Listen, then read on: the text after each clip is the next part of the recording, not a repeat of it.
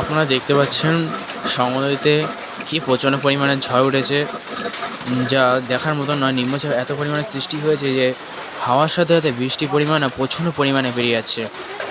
দেখুন কি অবস্থা হয়েছে চারিদিকে, গাছপালা ভেঙে পড়ছে বায়ুর ওপর, যা পজিশন হচ্ছে সমনদীতে হাওয়ার প্রচণ্ড পরিমাণে বেড়ে গেছে।